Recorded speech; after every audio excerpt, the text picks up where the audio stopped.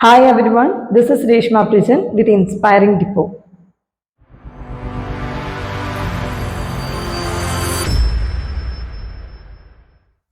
Cell ബയോളജിയുടെ രണ്ടാമത്തെ class ആണിത്. അപ്പോൾ ആദ്യത്തെ ക്ലാസ്സിൽ നമ്മൾ കോശം അതിൻ്റെ ഒരു ഹിസ്റ്ററിയും അതുപോലെ പ്രോകാരിയോട്ടിക് കോശവും യൂകാരിയോട്ടിക് കോശവും തമ്മിലുള്ള വ്യത്യാസമൊക്കെയാണ് പറഞ്ഞിട്ടുണ്ടായിരുന്നത്. അതുപോലെ പ്രോകാരിയോട്ടിക് കോശത്തെക്കുറിച്ചും കുറച്ചൊക്കെ പറഞ്ഞിട്ടുണ്ട്. ഇനി ഇന്നത്തെ ക്ലാസ്സിൽ നമ്മൾ അതിൻ്റെ ബാക്കിയാണ് പറയാൻ പോകുന്നത്. പ്രോകാരിയോട്ടിക് കോശവുമായിട്ട് ബന്ധപ്പെട്ട കുറച്ച് കാര്യങ്ങൾ കൂടി നമുക്ക് പറയാനുണ്ട്. അത് ഗ്ലൈക്കോ കാലിക്സ് നമ്മൾ പറഞ്ഞിട്ടുണ്ട് അല്ലെ. കോശാവരണം 3 പാളികളാണ്. ഏറ്റവും പുറമേയുള്ള പാളിയാണ് ഗ്ലൈക്കോ കാലിക്സ്. ഈ ഗ്ലൈക്കോ കാലിക്സ് എന്ന് ഉണ്ടാവുന്ന 3 സ്ട്രക്ചേഴ്സ് അഥവാ ഘടനകളെ കുറിച്ചിട്ടാണ് നമുക്ക് പറയാനുള്ളത്. അപ്പൊ അതില് 2 എണ്ണം ചലനവുമായിട്ട് ബന്ധപ്പെട്ടതല്ല. അതായത് പിന്നെ ഈ ബാക്ടീരിയകളെ പോലെയുള്ള അല്ലെ, പ്രോകാരിയോട്ടുകളിൽ കൂടുതലും വരുന്നത് ബാക്ടീരിയകളാണല്ലോ. അപ്പൊ അവർക്ക് ആതിഥേയ കോശത്തില് പറ്റിപ്പിടിച്ചിരിക്കാൻ, അതുപോലെ ഒഴുക്കുള്ള ജലാശയങ്ങളുടെ പാറക്കെട്ടുകളിലൊക്കെ പറ്റിപ്പിടിച്ചിരിക്കാൻ വേണ്ടിയിട്ട് സഹായിക്കുന്ന 2 ഭാഗങ്ങളെ കുറിച്ചാണ് നമ്മൾ ആദ്യം പറയുന്നത്. അപ്പോൾ ഈ 2 ഭാഗങ്ങൾക്കും ഏതുമായിട്ട് ബന്ധമില്ല, ചലനവുമായിട്ട് ബന്ധമില്ല. അങ്ങനെയുള്ള 2 ഭാഗങ്ങളാണ് പിലി ആൻഡ് ഫിംബ്രിയ. ഓക്കെ, ഇതിൽ പിലി എന്ന് പറഞ്ഞിട്ട് കുറച്ചും കൂടി എന്താണ് നീളമുള്ള മാംസ്യനിർമ്മിതമായിട്ടുള്ള നീളമുള്ള കുഴലുകളെയാണ് പിലി എന്ന് പറയുന്നത്. ഫിംബ്രിയ എന്ന് പറയുന്നത് എന്താണ്, ദൃഢരോമങ്ങളാണ്, കട്ടി കൂടിയ എന്നാൽ നീളം കുറഞ്ഞ രോമങ്ങളാണ് ഇത് ഫിംബ്രിയ. അതേസമയം ചലനത്തിന് സഹായിക്കുന്ന മറ്റൊരു ഘടന, മറ്റൊരു ഭാഗവും കൂടി എന്തുണ്ട്, ഗ്ലൈക്കോ കാലിക്സ് എന്ന് നിർമ്മിക്കപ്പെടുന്നുണ്ട്. ആ ഭാഗമാണ് ഫ്ലജെല്ല. ഇത് നമുക്ക് ഡീറ്റെയിൽ ആയിട്ട് പറയാനുണ്ട്. നമ്മൾ മൈക്രോബയോളജി എടുക്കുന്ന സമയത്ത് ഡീറ്റെയിൽ ആയിട്ട് പറയാം. ഇപ്പൊ നമുക്ക് ജസ്റ്റ് ഒന്ന് നോക്കാം. ഓക്കെ, മൈക്രോബയോളജിയിൽ മാത്രമല്ല, നമുക്ക് സെൻട്രിയോൾസ് അതുപോലെ സെൻട്രോസോംസിനെ കുറിച്ച് പറയുമ്പോഴൊക്കെ നമുക്ക് ഫ്ലജെല്ല, സീലിയ ഒക്കെ പഠിക്കാനുണ്ട്. അതിൻ്റെ ബേസൽ ബോഡീൻ്റെ കാര്യമൊക്കെ പഠിക്കാനുണ്ട്. അപ്പോൾ ഫ്ലജെല്ലയ്ക്ക് പ്രധാനമായിട്ടും 3 ഭാഗങ്ങളാണ് ഉള്ളത്. ഒന്നെന്താണ്, ഹുക്കാണ്. വേറൊന്ന് ബേസൽ ബോഡി. ഇത് രണ്ടും ആ കോശാവരണത്തോട് ചേർന്ന് കിടക്കുന്ന ഭാഗങ്ങളാണ്. അതേസമയത്ത് കോശത്തിന് പുറത്ത് കാണാൻ പറ്റുന്ന അതായത് ഫ്ലജെല്ലയിലെ ഏറ്റവും നീളം കൂടിയ ഭാഗം എന്ന് പറയുന്നത് ഫിലമെന്റ് ആണ്. അപ്പോൾ ഹുക്ക്, ബേസൽ ബോഡി, ഫിലമെന്റ്, ഇത് 3 കൂടി ചേർന്നിട്ടാണ് ഉണ്ടാവുന്നത് ഫ്ലജെല്ല ഉണ്ടാവുന്നത്. ഇത്രയാണ് നമുക്ക് പ്രോകാരിയോട്ടിക് കോശത്തിന്റെ 3 ഭാഗങ്ങൾ എവിടെ നിന്നുണ്ടാവുന്നതാണ്, ഗ്ലൈക്കോ കാലിക്സ് നിന്നുണ്ടാവുന്ന 3 ഭാഗങ്ങളെ കുറിച്ച് പറയാനുള്ളത്. യൂകാരിയോട്ടിക് കോശത്തിനെ കുറിച്ചാണ് ഇന്ന് നമ്മൾ പറയുന്നത്. അപ്പോൾ യൂകാരിയോട്ടിക് കോശത്തിൽ എന്തുണ്ടെന്ന് നമ്മൾ പഠിച്ചിട്ടുണ്ട്. സ്തരാവൃതമായിട്ടുള്ള കോശാംഗങ്ങളുണ്ട് അല്ലെ. അതായത് എൻഡോപ്ലാസ്മിക് റെറ്റിക്കുലം, ഗോൾജി കോംപ്ലക്സ് പോലെയുള്ള സ്തരാവൃതമായിട്ടുള്ള കോശാംഗങ്ങൾ ഉള്ളതുകൊണ്ട് നമുക്കിവിടെ കോശദ്രവ്യത്തെ അവർ വിഭജിച്ചതായിട്ട് കാണാൻ പറ്റും. ഓക്കെ, അതായത് ഓരോ ഭാഗത്തും എന്താണ്, ഓരോ കോശാംഗങ്ങൾ നിന്നുകൊണ്ട് കോശദ്രവ്യത്തിന്റെ സമഗ്രമായിട്ടുള്ളൊരു വിഭജനം അഥവാ കമ്പാർട്ട്മെന്റലൈസേഷൻ കാണാൻ വേണ്ടി പറ്റും. എന്താണ്, കോശദ്രവ്യത്തിന്റെ സമഗ്ര വിഭജനം അഥവാ കമ്പാർട്ട്മെന്റലൈസേഷൻ ഓഫ് സൈറ്റോപ്ലാസം. ഇത് നമുക്ക് കാണാൻ വേണ്ടി പറ്റും. എവിടെ, യൂകാരിയോട്ടിക് കോശത്തിൽ. അതുപോലെ എവിടെന്ന് വെച്ചാൽ ചലന സംവിധാനങ്ങൾ ഉണ്ടാകാം. ആ ചലന സംവിധാനങ്ങൾ ഒരു യൂകാരിയോട്ടിക് ആയിട്ടുള്ള ഒരു ജീവിയെ സംബന്ധിച്ചിടത്തോളം കുറച്ചും കൂടി എന്തായിരിക്കും, സങ്കീർണമായിട്ടുള്ളതാണ് അല്ലെ. നമ്മൾ പഠിച്ചിട്ടുണ്ട്. ഇപ്പോൾ ഏകകോശ ജീവികളും ബഹുകോശ ജീവികളും എടുക്കുമ്പോൾ കുറച്ചും കൂടി സങ്കീർണ ഘടനയിലേക്ക് വരുന്നത് ഏതാണ്, ബഹുകോശ ജീവികളാണ്. അതുപോലെ പ്രോകാരിയോട്ടിക് കോശവും യൂകാരിയോട്ടിക് കോശവും എടുക്കുമ്പോൾ പിന്നീടുണ്ടായ യൂകാരിയോട്ടിക് കോശത്തിലായിരിക്കും കൂടുതൽ സങ്കീർണത കാണാൻ വേണ്ടി പറ്റുന്നത്. അപ്പൊ ഇത് ചലന സംവിധാനത്തിൽ നമുക്ക് കാണാൻ വേണ്ടി പറ്റും. മറ്റൊന്നാണ് അന്തർസ്തര വ്യവസ്ഥ എന്ന് പറയുന്നത്. അന്തർസ്തര വ്യവസ്ഥ എന്ന് പറയുന്നത് സ്തരാവൃതമായിട്ടുള്ള ചില കോശാംഗങ്ങൾ, അവയുടെ പ്രവർത്തനങ്ങൾ തമ്മിൽ എന്തുണ്ട്, ഒരു ഏകോപനം ഉണ്ടാവും. അതായത് എന്താണ്, ശരിക്കും പറഞ്ഞാൽ ഒരു കോർഡിനേഷൻ ഉണ്ടാവും. അവരുടെ പ്രവർത്തനങ്ങൾ അവർ തമ്മിൽ സഹകരിച്ചായിരിക്കും പ്രവർത്തിക്കുന്നുണ്ടാവുന്നത്. അപ്പൊ അങ്ങനെയുള്ളതിന് ഉദാഹരണമായിട്ടാണ് നമ്മൾ ഗോൾജി വസ്തുവും അതേപോലെ തന്നെ എൻഡോപ്ലാസ്മിക് റെറ്റിക്കുലൊക്കെ പറയുന്നത്. ഇത് രണ്ടും നമുക്ക് അടുത്തടുത്തായിട്ട് കാണാൻ വേണ്ടി പറ്റും. കാരണം എൻഡോപ്ലാസ്മിക് റെറ്റിക്കുലത്തിൽ എന്ത് ചെയ്യുന്നുണ്ട്, അപ്പൊ അവിടെയുള്ള വസ്തുക്കൾ, അതിലൂടെ കടന്നു പോകുന്ന വസ്തുക്കളെ പാക്ക് ചെയ്യാൻ വേണ്ടിയിട്ട് ഗോൾജി വസ്തു ഏറ്റെടുക്കുന്നുണ്ട്. അപ്പൊ അവർ തമ്മിൽ ആ ഒരു ഏകോപനം, പ്രവർത്തനത്തിൽ ഏകോപനം ഉണ്ട്. അങ്ങനെ സ്തരാവൃതമായിട്ടുള്ള ചില കോശാംഗങ്ങൾ തമ്മിലുള്ള ഈ പ്രവർത്തനപരമായിട്ടുള്ള ഏകോപനം കാരണം അവരൊരു വ്യവസ്ഥ, ഒരു സിസ്റ്റമായിട്ട് പ്രവർത്തിക്കുന്നു. ആ സിസ്റ്റമാണ് എൻഡോമെംബ്രെയിൻ സിസ്റ്റം അഥവാ അന്തർസ്തര വ്യവസ്ഥ എന്ന് പറയുന്നത്. ഓക്കെ, നമുക്ക് കുറച്ചും കൂടി ഡീറ്റെയിൽ ആയിട്ട് പഠിക്കാം. നമ്മൾ യൂക്കാരിയോട്ടിക് കോശം എന്ന് പറയുമ്പോൾ രണ്ട് തരത്തിലാണ് ഉണ്ടാവുന്നത്. സസ്യങ്ങളിൽ ഉണ്ടാകുന്ന സസ്യകോശവും ജന്തുക്കളിൽ ഉണ്ടാകുന്ന ജന്തുകോശവും. ഇത് തമ്മിലും കുറച്ച് വ്യത്യാസങ്ങളുണ്ട്. അതാണ് നമ്മളിനി നോക്കുന്നത്. ഇപ്പോൾ സസ്യകോശത്തിൻ്റെ നമ്മൾ ഏറ്റവും ആദ്യമായിട്ട് നോട്ട് ചെയ്യുന്ന കാര്യം എന്താണ്? അതിൻ്റെ കോശഭിത്തിയാണ്, അല്ലെ? സസ്യകോശത്തിൻ്റെ കോശഭിത്തി നിർമ്മിച്ചിരിക്കുന്നത് സെല്ലുലോസ് കൊണ്ടാണ്. അപ്പൊ അങ്ങനെ ഒരു കോശഭിത്തി ഏതിനില്ല? ജന്തുകോശത്തിനില്ല. അതുപോലെ സസ്യകോശത്തിൽ നമുക്ക് സെൻട്രിയോളുകൾ കാണാമെങ്കിലും ഈ സെൻട്രിയോളുകൾ ചേർന്ന് നിന്നുകൊണ്ടുള്ള സെൻട്രോസോം എന്ന് പറയുന്ന ഘടന കാണാൻ വേണ്ടി പറ്റില്ല. അത് കാണാൻ പറ്റുന്നത് ഏതിലാണ്? ജന്തുകോശത്തിലാണ്. അതുപോലെ സസ്യകോശത്തിന്റെ മാത്രം പ്രത്യേകത, എക്സ്ക്ലൂസീവായിട്ട് കാണുന്ന ഒന്നാണ് പ്ലാസ്റ്റിഡുകൾ അഥവാ ജൈവ കണങ്ങൾ എന്ന് പറയുന്നത്. ക്ലോറോപ്ലാസ്റ്റും ക്രോമോപ്ലാസ്റ്റും ല്യൂക്കോപ്ലാസ്റ്റും ഉൾപ്പെടുന്ന പ്ലാസ്റ്റിഡുകൾ, ഇത് നമുക്ക് ജന്തുകോശത്തിൽ കാണാൻ വേണ്ടി പറ്റില്ല. അതുപോലെ നമുക്ക് സസ്യകോശത്തിന്റെ മധ്യഭാഗത്തായിട്ട് വലിയൊരു ഫേനം, ഏകദേശം ഒരു സസ്യകോശത്തിന്റെ 90% ഭാഗവും എന്താണ് ഉൾപ്പെടുന്നത് ഈ ഒരു ഫേനത്തിലാണ്. കോശദ്രവ്യത്തിന്റെ ഭൂരിഭാഗവും 90% അത്രയും ഭാഗം ഉൾപ്പെടുന്ന വിസ്താരമുള്ള ഒന്നാണ് ഈ ഫേനം എന്ന് പറയുന്നത്. നമുക്ക് അങ്ങനെ ഒറ്റയൊരു ഫേനം മാത്രമേ കാണാൻ വേണ്ടി പറ്റൂ. പക്ഷെ ജന്തുകോശത്തിൽ നമുക്ക് കോശദ്രവ്യത്തിൽ ചിതറിക്കിടക്കുന്ന രീതിയിൽ അങ്ങിങ്ങായിട്ട് ചെറിയ ചെറിയ ഫേനങ്ങളെ കാണാൻ വേണ്ടി പറ്റും. അതുപോലെ സസ്യകോശത്തിലെ ഗോൾജി വസ്തു അത് വളരെ ലഘുഘടനയുള്ള ഒന്നാണ്. അത് ഗോൾജി കോംപ്ലക്സ് എന്നുള്ള രീതിയിലേക്കൊന്നും പോവാത്ത വളരെ ലഘുഘടനയുള്ള ഒന്നാണ്. അതിനെ വിളിക്കുന്ന പേരാണ് ഡിക്റ്റിയോസോം.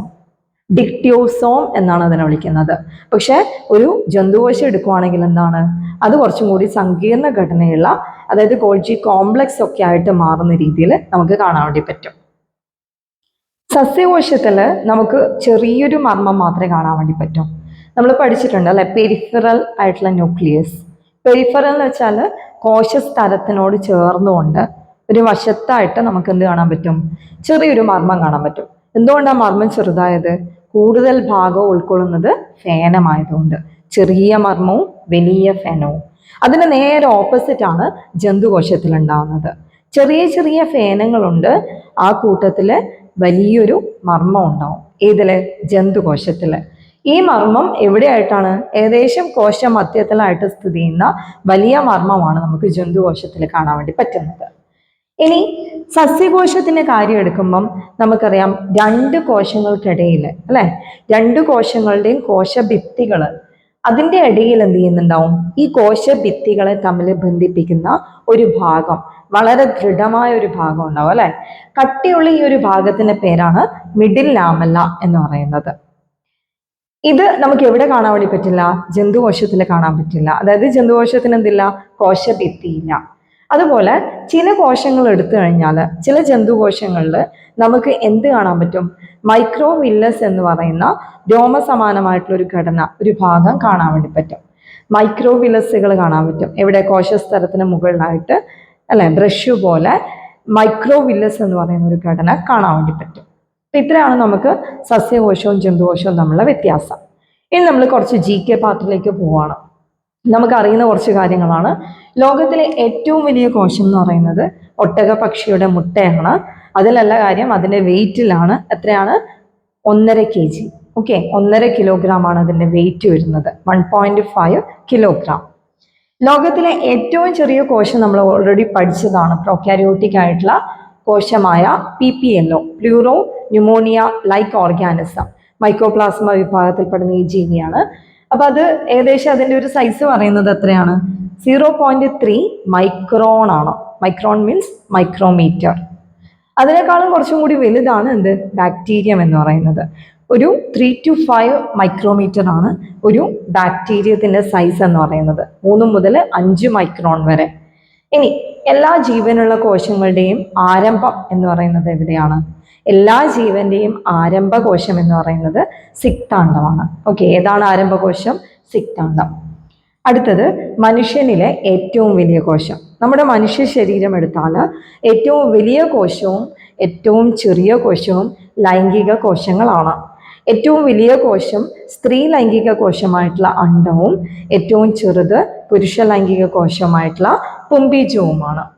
ഇനി ഏറ്റവും നീളമേറിയതും ഏറ്റവും ആയുസ്സുമുള്ള കോശം, നീണ്ട് ശാഖിതമായിട്ടുള്ള ഒരു കോശമാണ് ഏറ്റവും നീളമേറിയതും അതിന് തന്നെയാണ് ഏറ്റവും ആയുസ്സുള്ളത്. അതാണ് ന്യൂറോൺ എന്നറിയപ്പെടുന്ന നാഡീകോശം. ന്യൂറോണും നാഡീകോശവും ഒന്നിന്. അപ്പൊ ചിലതിന് ഒരു 100 വർഷത്തോളം ജീവിക്കാൻ പറ്റും എന്നാണ് പറയപ്പെടുന്നത്. അപ്പൊ ഇത്രയാണ് നമുക്ക് ഇതിനെ കുറിച്ച് പറയാനുള്ളത്, പൊതുവായിട്ടുള്ള കാര്യങ്ങൾ. ഇനി മനുഷ്യനിലെ ഏറ്റവും കൂടുതലായിട്ട് കാണുന്ന കോശം ഏതാണ്? ഇതൊരു രക്തകോശമാണ്. അതാണ് നമ്മുടെ ചുവന്ന രക്താണു അല്ലെങ്കിൽ അരുണ രക്താണു എന്ന് പറയുന്ന RBC, റെഡ് ബ്ലഡ് കോർപ്പസൽ. ഏകദേശം 7 മൈക്രോൺ ആണ് ഇതിൻ്റെ വ്യാസം വരുന്നത്.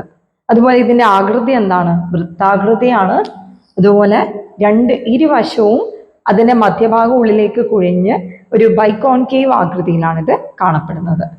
അതുപോലെ ഏറ്റവും കൂടുതൽ ആയുസ്സുള്ള രക്തകോശവും ഇത് തന്നെയാണ്, RBC തന്നെയാണ്. WBCയുടെ ആയുസ് 15 ദിവസമാണ്. 15 ദിവസമാണ് WBCയുടെ ആയുസ് എന്ന് പറയുന്നത്. RBCയുടെ ആയുസ് 120 ദിവസമാണ്. 120 ദിവസത്തോളം RBC ജീവിച്ചിരിക്കും. WBCയുടെ പ്രത്യേകത എന്താണെന്ന് വെച്ചാൽ, നമുക്ക് രക്തം കട്ട പിടിക്കുന്ന സമയത്ത് രക്തക്കട്ടയിൽ നമുക്ക് പ്ലേറ്റ്ലെറ്റുകളെയും അരുണ രക്താണുക്കളെയും ഒക്കെ കാണാൻ വേണ്ടി പറ്റും. പക്ഷേ അതിൽ ഈ WBCനെ കാണാൻ വേണ്ടി പറ്റില്ല.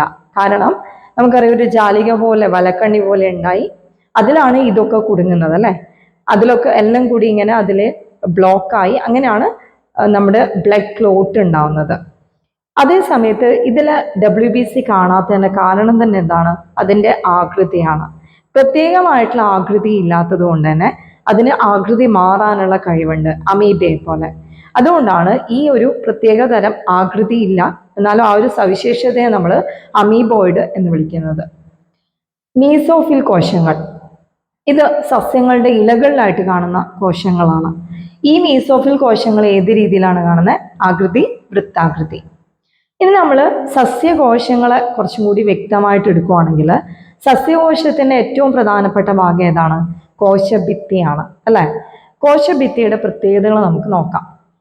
ഈ കോശഭിത്തി എന്ന് പറയുന്നത് വളരെ കട്ടിയുള്ളതാണ്. മാത്രമല്ല ഇത് മൃതമാണ്, ജീവനില്ലാത്ത ഒന്നാണ്. ഇത് സസ്യങ്ങളിലും ആൽഗകളിലും വ്യത്യസ്ത വസ്തുക്കളെ കൊണ്ട്, വ്യത്യസ്ത രാസവസ്തുക്കളെ കൊണ്ടാണ് നിർമ്മിച്ചിരിക്കുന്നത്. സസ്യങ്ങളിൽ സെല്ലുലോസും ഹെമി സെല്ലുലോസും പെക്റ്റിനും പ്രോട്ടീനും കൊണ്ടാണ് നിർമ്മിച്ചിരിക്കുന്നത്. Cellulose, hemi cellulose, pectin, protein. അതേസമയം ആൽഗകളിൽ സെല്ലുലോസും ഉണ്ട്, മാനാൻസ്, ഗാലക്ടൻസ്, അതുപോലെ കാൽഷ്യം കാർബണേറ്റ്. ഏതൊക്കെയാണ്? സെല്ലുലോസ് രണ്ടിലും ഉണ്ട്. ആൽഗകളിൽ മാത്രമായിട്ട് കാണാൻ പറ്റുന്ന എന്താണ്? മാനാൻസും ഗാലക്ടൻസും. നമുക്കറിയാം അല്ലെ, അതൊക്കെ എന്താണ്? മാനാൻസും ഗാലക്ടൻസും അതുപോലെ കാൽഷ്യം കാർബണേറ്റ്, ഇതൊക്കെയാണ് നമുക്ക് കാണുന്നത്. കാർബോഹൈഡ്രേറ്റിന്റെ വിവിധ രൂപങ്ങളാണ് അല്ലെ ഈ പറഞ്ഞിരിക്കുന്നതെല്ലാം. സെല്ലുലോസും ഹെമി സെല്ലുലോസും അതുപോലെ മാനാൻസും ഗാലക്ടൻസും ഒക്കെ എന്താണ്? കാർബോഹൈഡ്രേറ്റിന്റെ വിവിധ രൂപങ്ങൾ, പോളിമേഴ്സ് എന്നുള്ള രീതിയിൽ നമുക്ക് എടുക്കാം. അതുപോലെ കാൽഷ്യം കാർബണേറ്റും. ഇനി നമ്മൾ ഈ കോശഭിത്തി കൊണ്ട് എന്താണ് സസ്യങ്ങൾക്ക് ഉപകാരമുള്ളതെന്ന് നോക്കാം. ഒന്നാമത്, ഒരു പ്രത്യേകമായിട്ടുള്ള ആകൃതി കൊടുക്കുന്നത് ഈ കോശഭിത്തിയാണ്. കട്ടിയുള്ള ഈ കോശഭിത്തി ഉള്ളത് കൊണ്ട് പ്രത്യേകമായിട്ടുള്ള ആകൃതി ഇതിനുണ്ട്, സസ്യകോശങ്ങൾക്കുണ്ട്. അതുപോലെ സംരക്ഷണത്തിനും വേണ്ടിയുള്ളതാണ്. ഒരു ആവരണം എന്ന് പറയുമ്പോൾ എന്തായിരിക്കും? സംരക്ഷണത്തിന് അല്ലെ, അണുബാധ ഏൽക്കാതിരിക്കാൻ വേണ്ടിയിട്ട്, ആഘാതത്തിൽ നിന്നുള്ള സംരക്ഷണം, ഇതിനൊക്കെയാണ് ഇത് സഹായിക്കുന്നത്. അതുപോലെ ചിലയിടങ്ങളിൽ അത് പരസ്പര വിനിമയത്തിനും സഹായിക്കുന്നുണ്ട്. അതുപോലെ ബാരിയർ ആയിട്ട് ആക്ട് ചെയ്യുന്നുണ്ട്. ആദ്യമായിട്ടുണ്ടാകുന്ന കോശഭിത്തി, അത് അറിയപ്പെടുന്നത് വളർച്ചാശേഷിയുള്ള ആ കോശഭിത്തിയാണ് പ്രൈമറി സെൽ വോൾ അഥവാ പ്രാഥമിക കോശഭിത്തി എന്നറിയപ്പെടുന്നത്. ഇത് പൂർണ്ണ വളർച്ച പ്രാപിക്കുമ്പോഴേക്കും ഇതിന്റെ വളർച്ചാശേഷി കുറഞ്ഞു വരുന്നതായിട്ട് കാണാൻ വേണ്ടി പറ്റും. ഇതെവിടെയാണ് കാണുന്നത്? പ്ലാസ്മ സ്തരം അഥവാ കോശസ്തരത്തിന്റെ പുറത്തായിട്ടാണ് കാണാൻ പറ്റുന്നത്. ഓക്കെ, ഔട്ട്സൈഡ് ആണ്. പിന്നീട് ഉണ്ടാവുന്ന കോശഭിത്തി എന്ന് പറയുന്നത് കോശസ്തരത്തിന്റെ ഉള്ളിൽ ഉണ്ടാവുന്നതാണ്. അതാണ് ദ്വിതീയ കോശഭിത്തി എന്ന് പറയുന്നത്. എന്താണ് പ്രത്യേകത? ലാസ്റ്റ് ഉണ്ടാവുന്നത് ദ്വിതീയ കോശഭിത്തിയാണ്, സെക്കൻഡറി സെൽ വോളാണ്. അത് കോശസ്തരത്തിന്റെ ഉള്ളിലാണ്. ഓക്കെ, അപ്പോൾ കോശസ്തരത്തിന്റെ പുറത്ത് കാണുന്നത് പ്രാഥമിക കോശഭിത്തിയും ഉള്ളിൽ കാണുന്നത് ദ്വിതീയ കോശഭിത്തിയും. ഇനി മിഡിൽ ലാമെല്ല. നമ്മൾ നേരത്തെ പറഞ്ഞിട്ടുണ്ടായിരുന്നു, കോശഭിത്തികൾക്ക് ഇടയിൽ ഒരു സസ്യകോശത്തിന്റെ കോശഭിത്തിയെയും മറ്റൊരു സസ്യകോശത്തിന്റെ കോശഭിത്തിയും ഉണ്ടാവും അല്ലെ, അടുത്തടുത്താവുമ്പോൾ. അങ്ങനെയുള്ള അടുത്തടുത്തായിട്ട് സ്ഥിതി ചെയ്യുന്ന കോശഭിത്തികൾക്കിടയിൽ കാണപ്പെടുന്ന, അവയെ തമ്മിൽ ബന്ധിപ്പിക്കുന്ന ദൃഢമായ ഒരു ഭാഗം, ഇതൊരു പാളിയാണ്. എന്തുകൊണ്ട് നിർമ്മിച്ചതാണ്? കാൽഷ്യം പെക്റ്റേറ്റ് കൊണ്ടാണ് മിഡിൽ ലാമെല്ല നിർമ്മിച്ചിരിക്കുന്നത്. എന്തുകൊണ്ടാണ് നിർമ്മിച്ചിരിക്കുന്നത്? കാൽഷ്യം പെക്റ്റേറ്റ്. വേറൊന്നാണ് പ്ലാസ്മോഡെസ്മാറ്റ എന്ന് പറയുന്നത്. നമ്മൾ ഈ പറഞ്ഞ മിഡിൽ ലാമെല്ല ഉണ്ടല്ലോ അല്ലെ, മിഡിൽ ലാമെല്ല ഉണ്ട്, അതേപോലെ തന്നെ ഉള്ളിൽ എന്തുണ്ട്? ദ്വിതീയ കോശഭിത്തി ഉണ്ട്. അപ്പൊ മിഡിൽ ലാമെല്ല, ദ്വിതീയ കോശഭിത്തി, കോശസ്തരം. അപ്പൊ ഇതിനെയൊക്കെ തമ്മിൽ ബന്ധിപ്പിക്കുന്ന ഒരു സുഷിരം, അതാണ് നമ്മൾ പ്ലാസ്മോഡെസ്മാറ്റ എന്ന് പറയുന്നത്. കുറുകെ കാണുന്ന സുഷിരമാണ് എന്തെന്ന് പറയുന്നത്? പ്ലാസ്മോഡെസ്മാറ്റ. ഇതൊരു പാലം പോലെ പ്രവർത്തിക്കുന്നു. അതായത് ഒരു കോശത്തിന് പുറത്ത് നിന്ന് അകത്തേക്ക് അല്ലെങ്കിൽ അകത്ത് നിന്ന് പുറത്തേക്ക് എന്നുള്ള രീതിയിൽ എന്താണ് സഞ്ചാരയോഗ്യമായിട്ടുള്ള ഒരു പാലം അല്ലെങ്കിൽ ഒരു സുഷിരം അല്ലെ, അതാണ് ഏതെന്ന് പറയുന്നത്? പ്ലാസ്മോഡെസ്മാറ്റ എന്ന് പറയുന്നത്. ഇനി പറയുന്നത് പ്ലാസ്റ്റിഡ് ആണ്. പ്ലാസ്റ്റിഡ് അഥവാ ജൈവകണം. ഇത് സസ്യകോശത്തിൽ മാത്രം കാണാൻ പറ്റുന്നതാണ്. സസ്യകോശത്തിലെ ഏറ്റവും വലിയ കോശാംഗമാണ് ജൈവകണം എന്ന് പറയുന്നത്. അതിൽ ഏത് തരം വർണ്ണവസ്തുവാണോ അടങ്ങിയിട്ടുള്ളത് അതിനെ അടിസ്ഥാനപ്പെടുത്തിയിട്ട് 3 തരത്തിലുള്ള ജൈവകണങ്ങളുണ്ട്. ഏതൊക്കെയാണ്? ക്ലോറോപ്ലാസ്റ്റ് എന്ന് പറയുന്ന ഹരിതകണം, ക്രോമോപ്ലാസ്റ്റ് എന്നറിയപ്പെടുന്ന വർണ്ണകണം, അതുപോലെ ല്യൂക്കോപ്ലാസ്റ്റ് എന്നറിയപ്പെടുന്ന ശ്വേതകണം. ക്ലോറോപ്ലാസ്റ്റ് നമുക്കറിയാം അല്ല, ഇലകൾക്ക് പച്ച നിറം കൊടുക്കുന്നു, അതുപോലെ എന്താണ് സൂര്യപ്രകാശത്തെ വലിച്ചെടുക്കാൻ, ആഗിരണം ചെയ്യാനും അത് എവിടെയാണോ എത്തിച്ചേരേണ്ടത് നമുക്കറിയാം. ഡാർക്ക് റിയാക്ഷനും ലൈറ്റ് റിയാക്ഷനും നടക്കുന്ന ഭാഗങ്ങളൊക്കെ അറിയാം. അപ്പം എവിടെയാണോ പ്രകാശ സംശ്ലേഷണത്തിന് ആവശ്യമായിട്ടുള്ള ഊർജ്ജം എത്തിക്കേണ്ടത് അവിടെ എത്തിക്കാനും ഒക്കെ സഹായിക്കുന്ന എന്താണ് ഹരിതകം അടങ്ങിയിട്ടുള്ള ഒന്നാണ് ക്ലോറോപ്ലാസ്റ്റ് എന്ന് പറയുന്നത്. അതേസമയത്ത് വർണ്ണകണം എന്ന് പറയുന്നത് എന്താണ്? പൂക്കൾക്കും പഴങ്ങൾക്കും ഒക്കെ പല നിറത്തിലുള്ള അല്ലെ, പല നിറത്തിലുള്ള പൂക്കളുണ്ട്, പഴങ്ങളുണ്ട്. ആ ഒരു നിറം കൊടുക്കുന്നത് വർണ്ണകണമാണ്, അതിലുള്ള വർണ്ണവസ്തുക്കളാണ്. അതുപോലെ ശ്വേതകണം, നിറമില്ലാത്ത ഒരു ജൈവകണമാണിത് ശ്വേതകണം എന്ന് പറയുന്നത്. ഇത് കൂടുതലും സംഭരണശേഷിയുള്ള കോശങ്ങൾ ഉണ്ടാവുമല്ലോ. അപ്പൊ അങ്ങനെയുള്ള കോശങ്ങളിലാണ് നമുക്ക് കൂടുതലായിട്ടും ഏത് കാണാൻ പറ്റുന്നത്? ശ്വേതകണം കൂടുതലായിട്ടും ഉണ്ടാവുന്നത്. ഹരിതകണം, ക്ലോറോപ്ലാസ്റ്റിനെ കുറിച്ചാണ് ആദ്യം നമ്മൾ പറയുന്നത്. അപ്പൊ ഇതിൽ അടങ്ങിയിരിക്കുന്ന വർണ്ണവസ്തുക്കൾ എന്ന് പറയുന്നത് ഹരിതകവും അതുപോലെ കരോട്ടിനോയിഡുകളുമാണ്. ഏതൊക്കെയാണ്? ഹരിതകം, ക്ലോറോഫില്ലുകളും അതുപോലെ ഉണ്ട്, സാന്തോഫിൽ ഉണ്ട്, അതൊക്കെയാണ് കരോട്ടിനോയിഡുകൾ. ഇതിന്റെ ആകൃതി, പല ആകൃതിയിൽ നമുക്ക് എന്ത് കാണാൻ വേണ്ടി പറ്റും? ഹരിതകണത്തിനെ കാണാൻ പറ്റും. ചിലപ്പോൾ ഒരു ലെൻസിന്റെ ആകൃതിയിലായിരിക്കാം, ചിലപ്പോൾ ഒരു കോളം അല്ലെങ്കിൽ അണ്ടത്തിന്റെ ആകൃതിയാവാം, ചിലപ്പോൾ അത് ഡിസ്ക് ആകൃതിയോ റിബണിന്റെ ആകൃതിയിലോ ആവാം. അപ്പൊ ഏത് ആകൃതിയിൽ വേണമെങ്കിലും എന്തുണ്ടാവാം? ഈ പറഞ്ഞിരിക്കുന്ന ഹരിതകണം ഉണ്ടാവാം. ഇനി നീളം, ഇതിന്റെ നീളം വരുന്നത് 5 മുതൽ 10 മൈക്രോമീറ്റർ വരെയാണ്. അതുപോലെ വീതി വരുന്നത് 2 മുതൽ 4 മൈക്രോമീറ്റർ വരെ.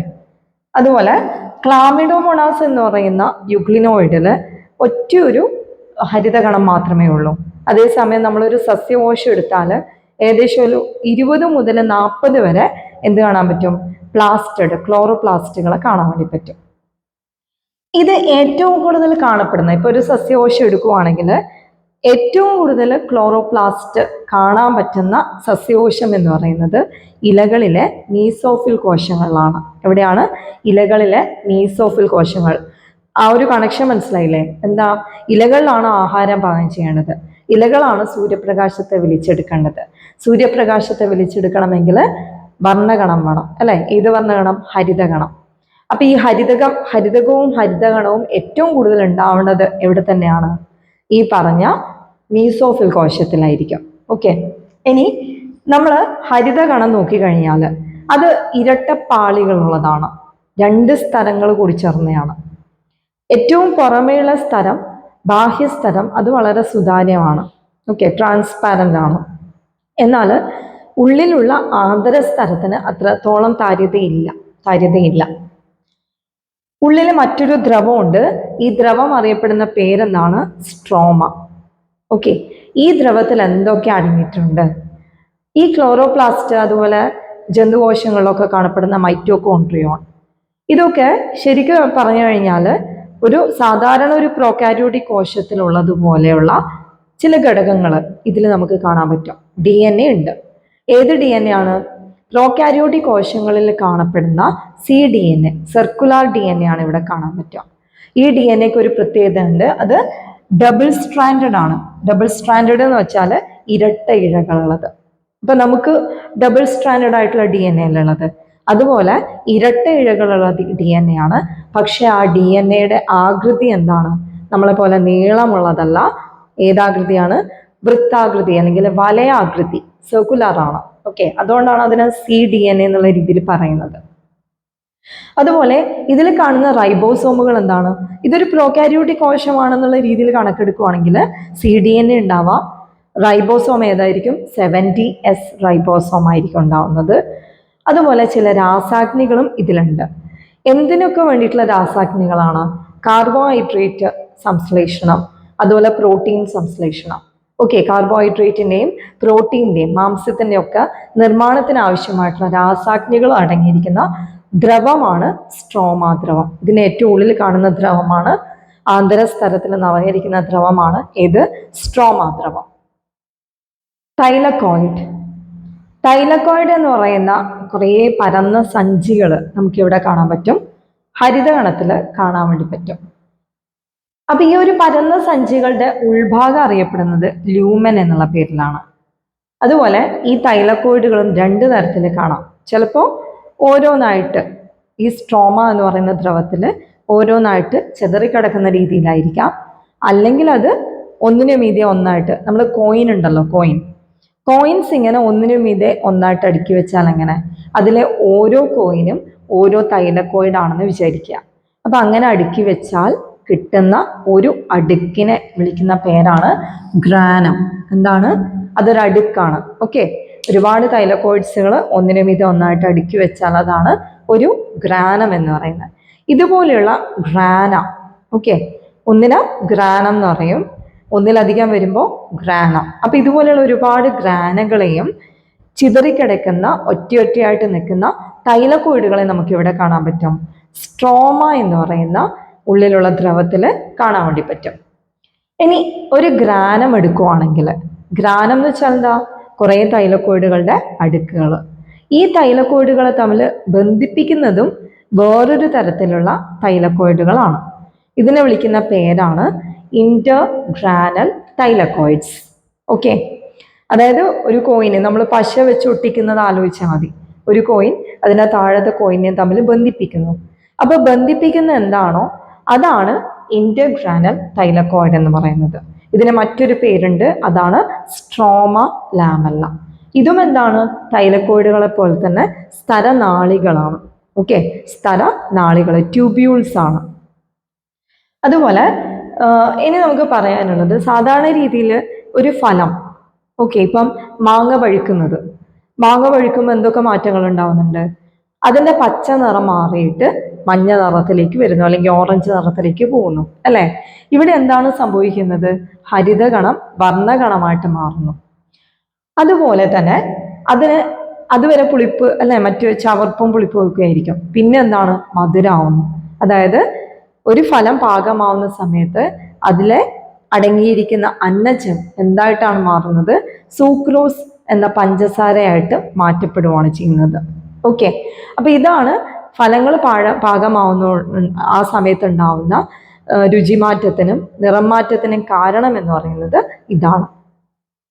വർണ്ണകണം അഥവാ ക്രോമോപ്ലാസ്റ്റ്.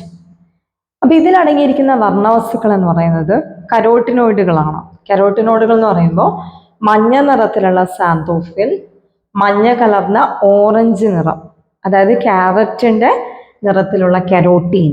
ഓക്കെ, ക്യാരറ്റിന്റെ നിറത്തിലുള്ള കരോട്ടീൻ, അതുപോലെ ചുവപ്പ്, പർപ്പിൾ നിറങ്ങളിൽ ഉള്ള ആന്തോസയാനിൻ. അപ്പൊ ഈ വർണ്ണവസ്തുക്കളുടെ ഏറ്റക്കുറച്ചിലുകൾക്കനുസരിച്ചിട്ടാണ് ഓരോ പൂവിനും ഓരോ തരം നിറാണല്ലോ, അതുപോലെ പഴങ്ങൾക്കും. അതൊക്കെ ഈ ഒരു വർണ്ണവസ്തുക്കളുടെ ഏറ്റക്കുറച്ചിലുകൾക്ക് അനുസരിച്ചിട്ടുണ്ടാവുന്നതാണ്. അതുപോലെ അടുത്ത് നമ്മൾ പറയുന്ന ശ്വേതകണം, നിറമില്ലാത്ത ജൈവകണമാണ് ശ്വേതകണം എന്ന് പറയുന്നത്. ഇത് സാധാരണ രീതിയിൽ ആഹാര സംഭരണ കോശങ്ങളിലാണ് കാണുന്നത്. കൂടുതലായിട്ട് കാണുന്നത് ഇതിലാണ്, ആഹാര സംഭരണ കോശങ്ങളിലാണ്. അപ്പം ആഹാര സംഭരണവുമായിട്ട് ബന്ധപ്പെട്ടിട്ടാണ് ഇത് വരുന്നത്.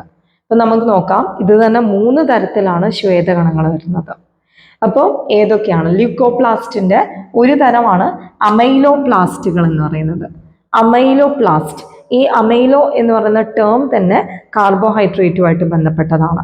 അപ്പൊ അതെന്തായിരിക്കും സംഭരിക്കുന്നുണ്ടാവുക? അന്നജമാണ് സംഭരിക്കുന്നത്, അല്ലെ?